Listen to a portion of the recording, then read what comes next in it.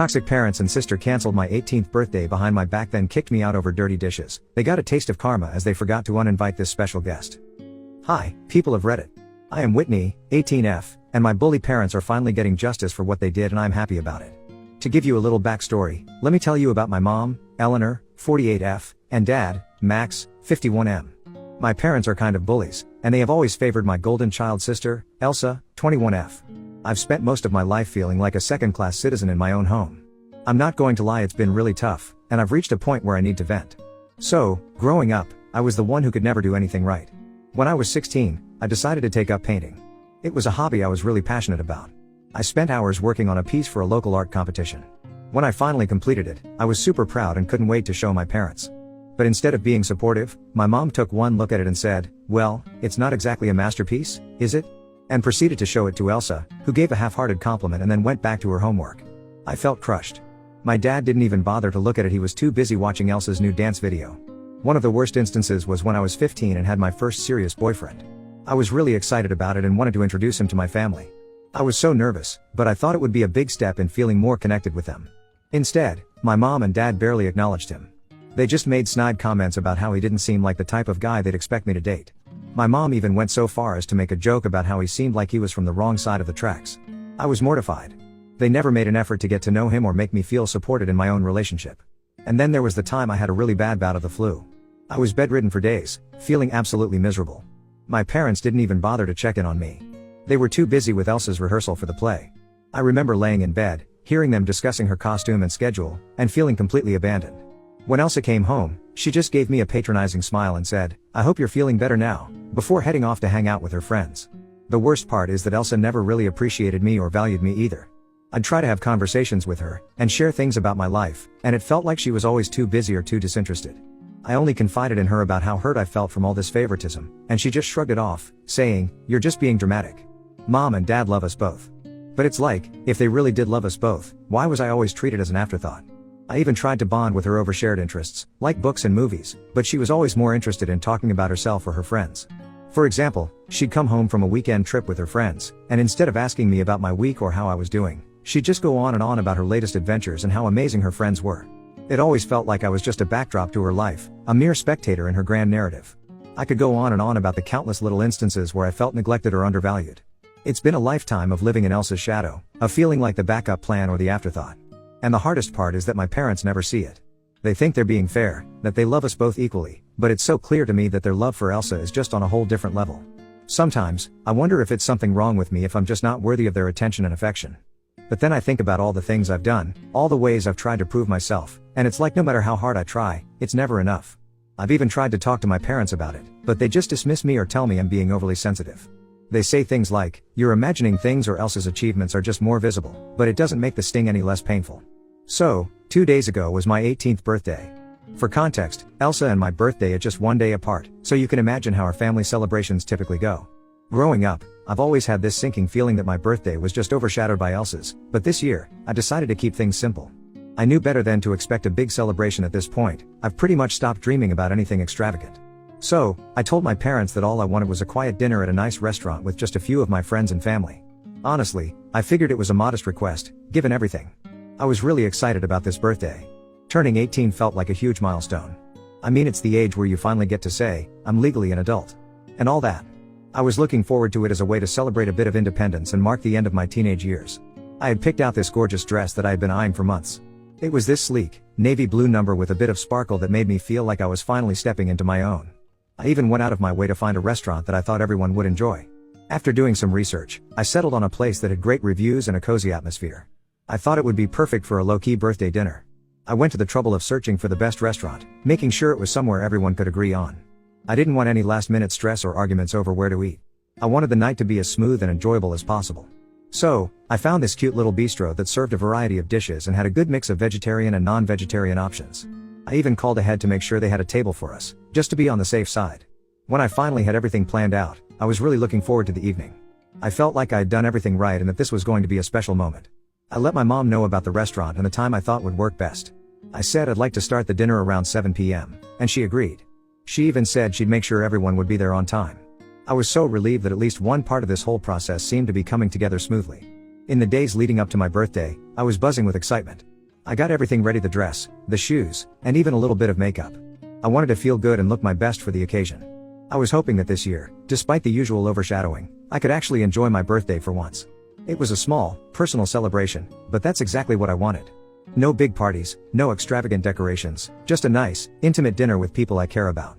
I thought this would be a chance for my family to show a little appreciation for me too. It felt like a reasonable expectation given how little I had asked for. I reached the restaurant at 6:45 and waited outside for 15 minutes because I didn't want to go in early and seem too eager. I figured it'd be polite to give everyone a little leeway to arrive, especially since it was my special day. I wanted to make sure everything was perfect, so I decided to stick to the plan and wait until 7 p.m. before going in. When I finally walked inside at 7, hoping to see everyone gathered and ready to celebrate, it was like walking into an empty theater. I was the only one there. The reservation was still on the books, so that was a relief, but the hostess gave me a look of surprise when she saw me standing alone. She kindly led me to my table, which, of course, was beautifully set and ready, but it felt more like a stage for a solo performance than a cozy dinner with friends and family. The waiter came over almost immediately and asked if I'd like to order something while I waited. I was feeling a bit awkward and didn't want to start eating or drinking alone, so I told him no, that I'd prefer to wait for the rest of my party. He seemed understanding, though I could tell he was a little puzzled by the fact that no one else had arrived. I hoped it was just a matter of a few minutes delay, maybe some last-minute traffic or people running late. As I sat there, I tried to stay optimistic. I checked my phone a couple of times to see if I had missed any messages. Maybe someone was stuck in traffic or there was a mix-up with the timing. I kept looking toward the entrance, hoping to see familiar faces walk through the door. The restaurant was starting to fill up with other patrons, and I felt increasingly self-conscious sitting there alone, wearing my special dress, with no one to share it with. The minutes dragged on, and I was beginning to feel a knot in my stomach. My excitement from earlier in the day was starting to give way to a mix of anxiety and disappointment. I tried to keep my mind off it by scrolling through my phone or fiddling with my menu, but the reality was starting to sink in. It was past 7:15, and still no sign of anyone. At that point, I began to worry. I didn't want to make a scene or call anyone out, but I couldn't shake the feeling that something was seriously off. I tried to convince myself that maybe everyone was just running exceptionally late, but the minutes kept ticking by with no change. My hopes were dwindling, and I was feeling more and more isolated. By 7:30, I couldn't deny it any longer. It was clear that my family and friends hadn't shown up yet. I started to get a bit emotional, sitting there at my table, feeling like I was the only one who had shown up to their own birthday party. I began to think back on how I had made sure everything was arranged and planned, how I had been excited and looking forward to this night, only to end up waiting alone. I kept telling myself to stay calm and composed, but it was getting harder with each passing minute. When no one showed up after 30 minutes, I started to get really anxious. I decided to call my parents, thinking maybe they were just running late. I called them repeatedly, but no one answered. My heart was racing, and I felt this sinking feeling in my stomach. I knew I needed to figure out what was going on, so I decided to call Elsa, hoping she might have some answers. She picked up on the second ring, and I tried to keep my voice calm, even though I was on the verge of panic. I asked her where everyone was, and she casually mentioned that she was at home. I was completely baffled. I asked her when she was planning to come to the restaurant, and that's when she dropped the bombshell. She said, "Oh, I forgot to tell you, but we had to cancel the party. Mom wasn't feeling well." I was in disbelief. I asked her why no one had told me about the cancellation. I thought maybe there was some sort of miscommunication or a mix-up. Elsa's response was shockingly nonchalant. She said, "I'm sorry, I guess I forgot to let you know." It felt like a punch to the gut. Here I was, dressed up, waiting at the restaurant, and they hadn't even bothered to give me a heads up. I tried to process what she was saying. I asked her if there was any chance they could still make it if Mom was okay, or if there was some way to salvage the evening. But Elsa's response was cold and dismissive. She said, "I really have to go now," and then she just hung up on me. I was left sitting there, stunned and hurt. I tried to keep my composure, but it was really tough. I felt like I had put so much effort into planning this evening and had gotten nothing in return. I looked around the restaurant, trying to keep my tears at bay, and I could see families and groups of friends enjoying their meals. It made me feel even more isolated. I was sitting there with no one to talk to, no one to celebrate with. The emptiness of the situation was overwhelming. I was sitting there feeling pretty miserable, so I decided to order something to eat. I told the waiter that no one was coming and asked if I could move to a smaller table. At this point, I was just trying to make the best of a bad situation. I ordered a simple meal, not really caring much about what I ate, and pulled out my phone to pass the time. As I was scrolling through my feed, trying to distract myself from the growing sadness, I noticed someone walking through the restaurant's entrance. I looked up, and to my shock, it was my grandfather. I hadn't expected him to come, especially since I thought my mom had uninvited everyone. I was genuinely surprised and, honestly, relieved to see a familiar face. He walked over with a warm smile and said, "Happy birthday." I felt a rush of emotion as he came closer. I stood up and gave him a big hug. It was one of those hugs that you need when everything else feels like it's falling apart. I thanked him for coming, and it felt like a small glimmer of hope in an otherwise bleak evening. He looked around and asked me where everyone else was. Up until that moment, I had been holding back tears, trying to keep it together. But when he asked that simple question, it was like a dam breaking open. I couldn't hold it in any longer. I started crying, right there in the middle of the restaurant. My face flushed, and I could feel the tears streaming down. I took a deep breath and tried to explain what had happened. Between sobs, I told him about how I had arrived early, how no one had shown up, and how Elsa had called to tell me that the party was cancelled because Mom wasn't feeling well. I told him how I had been sitting alone, feeling completely abandoned and forgotten on what was supposed to be my special day. My grandfather listened patiently, and I could see the concern in his eyes. He put a comforting hand on my shoulder and told me he was so sorry. He said he didn't know about the cancellation and that he had come as soon as he could. It was clear he felt bad about the situation, and his presence was a much needed comfort. We chatted as we waited for my food to arrive. He shared some stories from his day and made a few jokes to lift my spirits. It wasn't the lively birthday dinner I had imagined, but his company made it feel a bit more like a celebration. As we talked, I felt a sense of relief. Even though my family had let me down, at least I wasn't completely alone. When the food finally arrived, it was hard to fully enjoy it. The earlier events had left a bitter taste, and I found myself picking at my plate more out of habit than hunger. My grandfather, ever the trooper, made sure to keep the conversation light and engaging. He kept me company and made the best of the situation. My grandfather drove me home, and I was still feeling pretty raw from the evening. When we arrived, I just wanted to crawl into my room and shut out the world. I didn't say anything to my parents, I just went straight to my room and closed the door behind me. I was hoping for some peace and quiet after the emotional roller coaster of the night. A few minutes later, though, I was jolted from my thoughts by the sounds of screaming coming from the living room. I was a bit startled and worried, so I decided to go downstairs to see what was going on. As I made my way down the stairs, the shouting got louder and more intense. When I reached the bottom, I saw my grandfather and my mom in a heated argument. My mom was yelling, asking my grandfather how he could do this to them. Her voice was full of anger and disbelief. I was completely confused. I had no idea what they were fighting about. I stood there, trying to make sense of the situation, and it was clear that this was more than just a simple family squabble. From what I could gather, the argument was about something that had to do with my grandfather's will. Apparently, my grandfather had promised my mom that he would leave her his house in his will, but now he had decided to change his mind. My grandfather was furious, saying that my mom was still the same entitled brat she had been when she lived with him. He was clearly upset and ashamed of how she had treated me, his own granddaughter. In the middle of the shouting match, my grandfather turned to me, took a deep breath, said, "Happy birthday, sweetie," and then headed for the door. It was a strange moment, filled with mixed emotions. I felt a bit of comfort from his kind words, but the chaos that had unfolded was overwhelming. He left without another word, and I was left standing there, trying to process everything. Once he was gone, my mom turned to me with an intense look. She demanded to know what I had told him. I was caught off guard by the question, but I tried to stay calm. I simply said, "Nothing, just the truth." It was the truth after all about how I had been left alone on my birthday and how Elsa had casually mentioned that the party was cancelled without informing me properly. My mom's face contorted with anger, but before she could say anything else, I just turned and walked back to my room. I closed the door behind me and leaned against it, feeling a mix of exhaustion and frustration. I had hoped for a quiet end to a difficult day, but it seemed like the night was far from over. Eventually, I lay down on my bed, trying to calm my racing thoughts. I felt emotionally drained and wished I could just fast forward through the rest of the night. The arguing had left me feeling even more isolated, and I couldn't shake the sense that I was caught in the middle of something much larger than myself. The evening had not gone at all as I had planned, and I was left wondering if things would ever change or if this was just how things would always be. As I closed my eyes, I hoped for some semblance of peace and a better start to the next day. When I woke up the next day, I felt like I was in a completely different world. The entire atmosphere in the house was icy and uncomfortable. My family was treating me with this cold distance that made me feel like I was invisible. It was a stark contrast to the usual chaos and warmth of family interactions. I walked downstairs and immediately noticed that things were already set up for Elsa's birthday. It was like a complete switch had been flipped overnight. My mom was bustling around the kitchen, clearly feeling better, and she was cooking up a storm. The house was filled with the smells of what I could only guess were preparations for a big birthday celebration. I felt a pang of sadness and frustration as I realized how different things were from the night before. I tried to keep my emotions in check, but it was really hard to see the celebration for Elsa being planned so meticulously while my own birthday had been so disregarded. I was still feeling the sting of being abandoned and hurt by the lack of consideration for my family. I couldn't just sit there and watch them prepare for Elsa's party when it felt like they had completely ignored my feelings and my birthday. So, I decided to leave. I packed a few things and went over to my best friend's house for the night. I needed a break from the tension and the cold atmosphere at home. I needed somewhere to go where I felt welcomed and understood. My best friend's place was a sanctuary where I knew I could at least feel a little bit of normalcy and comfort. It was an impromptu decision, but it felt like the right one at that moment.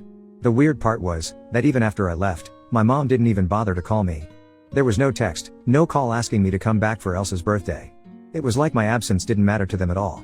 That was a huge blow to my already bruised feelings. It made me wonder if they really didn't want me there or if they just didn't care enough to make an effort to reach out. So now, I'm sitting here at my best friend's house, writing this post, trying to make sense of everything that's happened. I'm feeling a mix of anger and sadness that's been hard to shake off. It's frustrating to feel so disregarded by the people who are supposed to be closest to me. I'm trying to figure out how to deal with these emotions and how to move forward. I'm reaching out because I need advice. How do I cope with feeling this way? How do I stop being so angry and sad about what's happened? I want to find a way to heal from this and not let it consume me. Any advice or words of encouragement would really mean a lot right now. Thanks for listening to my story. Update 1. Hi everyone. I've got quite the update for you. I've been kicked out of my house. Yeah, it sounds as dramatic as it feels. It's only a few weeks until I'm supposed to head off to college, but apparently, my parents couldn't wait that long. The craziest part?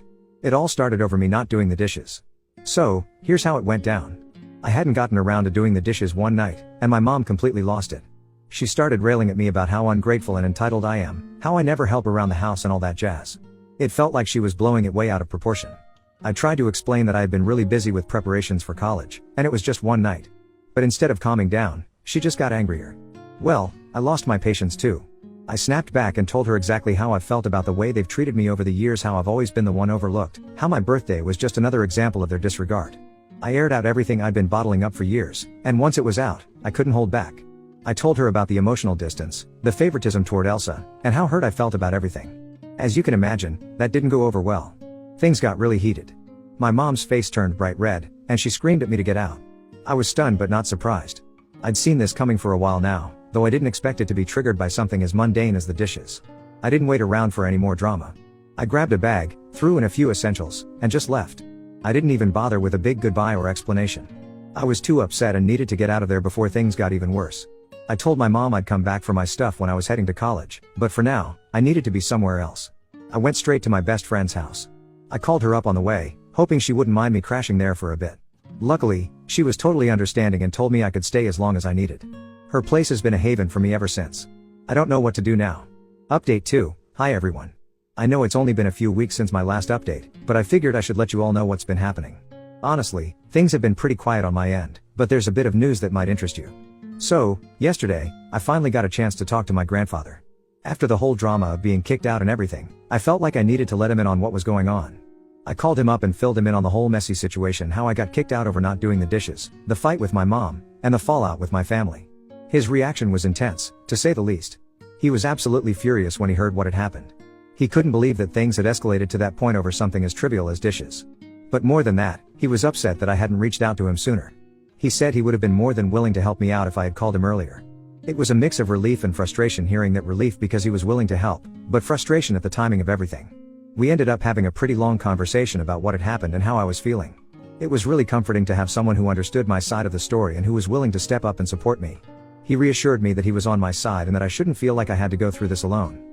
It felt good to know that there was at least one person in my family who was genuinely supportive. My grandfather has decided to come over the day after tomorrow to help me get my stuff from my parents' house. It's a huge relief to know that I won't have to deal with this by myself. He's going to help me pack up everything I need for college and get it all sorted out. I'm honestly a bit nervous about going back to the house and facing my parents again, but having my grandfather there makes me feel a lot more confident. Update 3. Hi everyone. So, I've got another update for you, and unfortunately, it's a pretty rough one. Yesterday was supposed to be the day when I finally got my stuff from my parents' house with the help of my grandfather. However, things took a really terrible turn. When we arrived at my parents' house, I was shocked to find that almost all of my belongings were gone. It turned out that they had either thrown away or donated pretty much everything. All that was left were a few old notebooks. I couldn't believe my eyes. It felt like a total violation of my personal space and belongings. I was at a loss for words. Naturally, I confronted my parents about it. I asked them what had happened to my stuff and if they knew where it all went. Their reaction was to laugh at me. They actually laughed. It was like they found my distress amusing. I was stunned and heartbroken. It was like a final slap in the face, and I couldn't hold back my tears. My grandfather was absolutely furious when he saw how they treated me. His face was red with anger, and I could tell he wanted to confront them more aggressively, but he kept his cool. Instead of getting into a big argument, he decided it was best to just leave. It wasn't worth escalating the situation further, especially since I was already in such a fragile state. We got back into the car, and that's when the tears really started to flow. I was crying pretty hard, feeling utterly defeated and emotionally drained. My grandfather, being the incredible support that he is, did his best to comfort me. He told me he was so sorry that things had turned out this way and that he wished he could have done more. He reassured me that I wasn't alone and that we would figure this out together. To lift my spirits and make sure I had what I needed for college, my grandfather took me shopping. It was a bit surreal walking through stores picking out things I needed for the next chapter of my life while still feeling the sting of what had happened. But his kindness and determination to help me get back on my feet really meant a lot.